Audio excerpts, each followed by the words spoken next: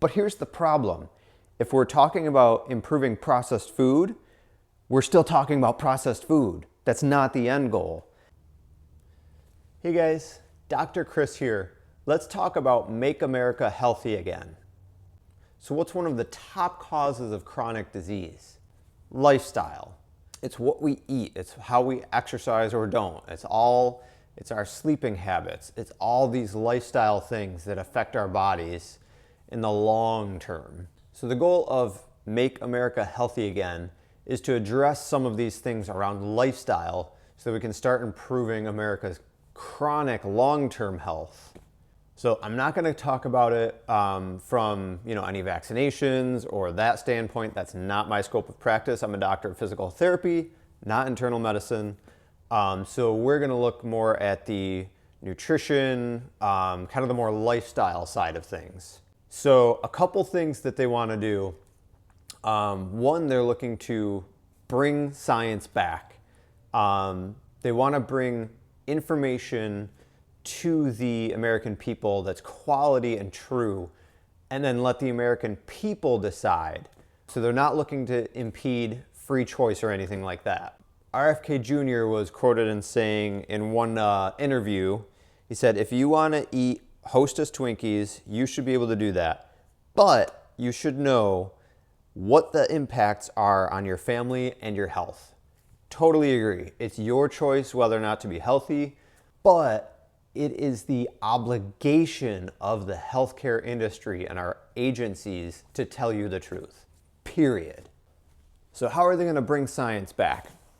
Well, one of the big things is to eliminate conflicting interest in funding. Dr. Campbell talks about this in his book, The China Study.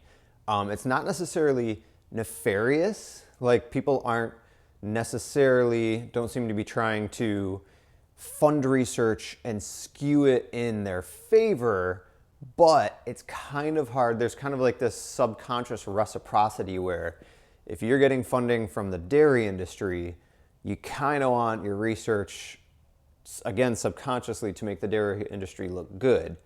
And we can't have that because that will skew science. So in removing conflicting interests and bringing up funding from other sources like maybe the NIH, did you know that 5% or less of the NIH budget goes to nutrition, which we know from multiple studies that nutrition is one of the leading lifestyle factors. And in some cases, a lot of studies actually show reversal of our top killer, heart disease. So why is only 5% of the National Institute of Health budget going to nutrition? So in changing funding and bringing science back, we get research that trickles down to the curriculums of doctors and healthcare providers and teaching them what to practice and teach patients. We get better science, better recommendations for people, more clarity, less confusion, because there is confusion all over the fitness media and health media. And then that ultimately leads to, better information for you to make choices. So another thing that I kept hearing come up in interviews with RFK Jr. Was that he wants to work on improving the food supply. So trying to get additives, synthetic things, artificial additives out of our food supply. If you look at a lot of other countries like in the EU, they don't have as much of the synthetic additives that we do and other things in our food supply. Things like that, pesticides, chemicals that are just in our food supply that in a lot of cases are known carcinogens, which I think is great. I understand when the government is looking at trying to bring up nutrient deficiencies, they don't typically say, they kind of encourage, eat these whole foods that also have these nutrients, but a large portion of people aren't going to make the shift to the best thing, so they try to make what people are currently eating better, fortify them with the nutrients they need. So I'm totally for improving the food supply that we already have.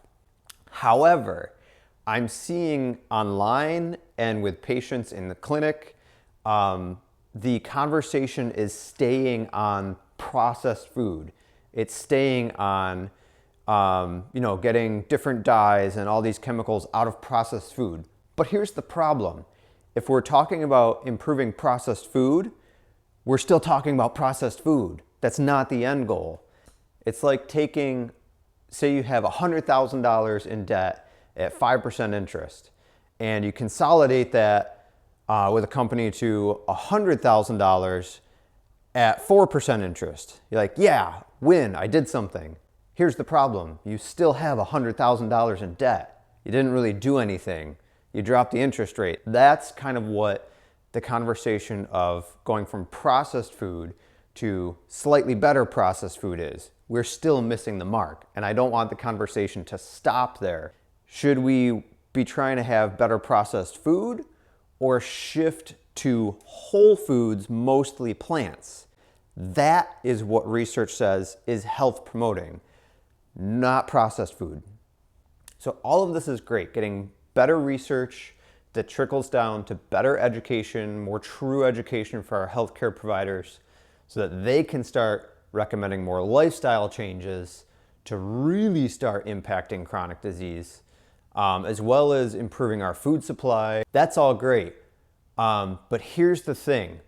Even in this climate, this food environment, this current promotion of where you're seeing junk food and processed foods everywhere, there are still plenty of people who have made the right choices every meal, every day, get up, exercise. They are still getting great health outcomes despite the structure. Will changing the system make it a little bit better, easier? Sure, we respond to our environment a lot, but it's ultimately your choice. So even in America, there's a blue zone called Loma Linda, California, where people are 10 times more likely to live to 100 than your average American. And here's the thing, they're not just existing. We're talking 80-some-year-olds going for a jog every day. So it's ultimately your choice how you live. And those choices, things like making 90% of what you eat whole plants like vegetables, fruits, beans, lentils, nuts, seeds, things like that. Exercising, getting 150 to 300 minutes of cardio a week, 2 to 3 times a week of strengthening, better sleep. All those choices will help you with your chronic health. Even in some cases, research showing reversal of heart disease, things like this. So despite whatever's going on, the ball's in your court to make the choice every day. If you like these videos, don't forget to like, subscribe, and share so we can get better together. God bless.